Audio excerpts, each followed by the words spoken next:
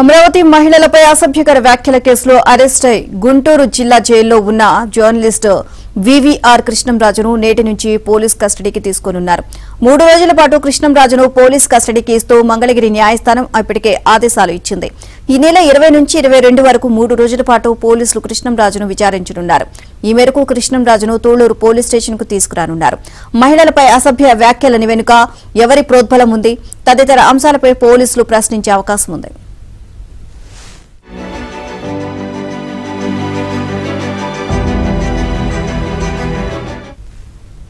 ఇదిలా ఉంటే కృష్ణంరాజుకు మధ్యంతర బెయిల్ ఇచ్చేందుకు హైకోర్టు నిరాకరించింది. పూర్తి వివరాలు సమర్పించాలని తూళ్లూరు పోలీసులను ఆదేశిస్తూ తదుపరి విచారణను ఈ నెల 25కు వాయిదా వేసింది. న్యాయమూర్తి జస్టిస్ వై లక్ష్మణరావు గురువారం ఈ మేరకు ఉత్తర్వులు ఇచ్చారు.